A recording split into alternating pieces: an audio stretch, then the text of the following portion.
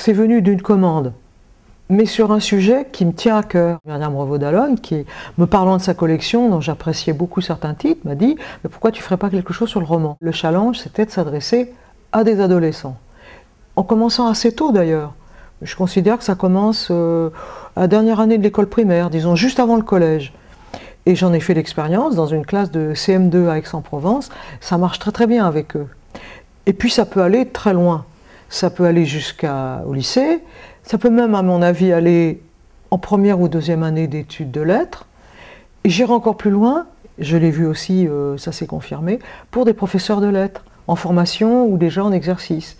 Et je crois que ça peut les aider, tout simplement. Ce qui nous manque souvent quand on est professeur, c'est qu'on est convaincu que c'est bien de lire des romans, que c'est utile, que c'est intéressant, que c'est vivant. Mais comment convaincre ceux qu'on a en face de nous?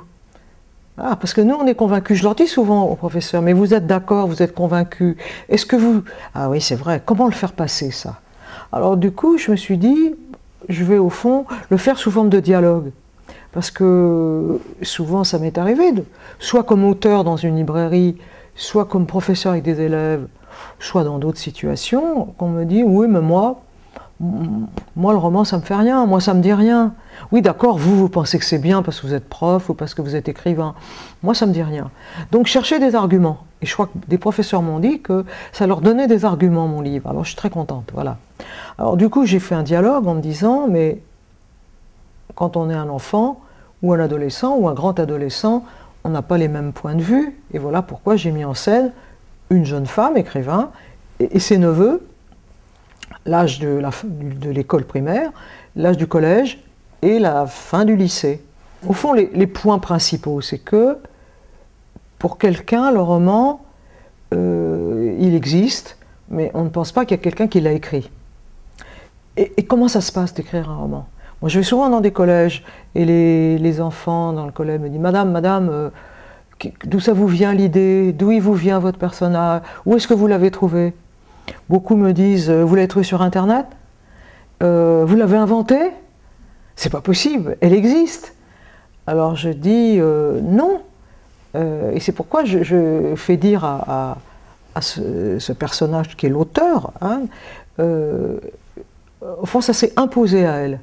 Et ça s'est imposé d'une façon un peu mystérieuse. Elle la voit. Elle voit son personnage, et d'ailleurs c'est un personnage d'un livre que je suis en train d'écrire moi, donc je le lui prête. Elle la voit, c'est une fille qui est un peu grosse, un peu bizarre, mais qui a des cheveux magnifiques, voilà, c'est la première chose, et qui a une voix magnifique. Et à partir de là, beaucoup de choses sont sorties. Le deuxième point, c'est que, au fond, l'imaginaire, ça ne sert à rien. Il y a le réel, il y a les choses vraies. Pourquoi en inventer puisqu'il y a des choses vraies? À quoi ça sert d'inventer? La figure de l'auteur apparaît un petit peu et ça peut intéresser les enfants.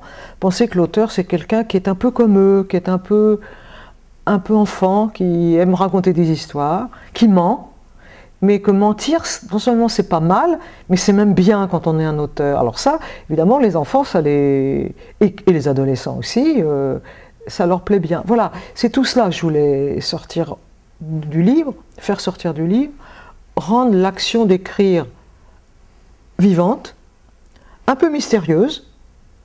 Par exemple, quand elle dit à l'enfant « je ne peux pas te le raconter ». Ben, pourquoi tu ne peux pas me le raconter? Parce que je ne la connais pas encore. Comment ça? Tu peux raconter une histoire que tu ne connais pas? Le petit est très intéressé par ça.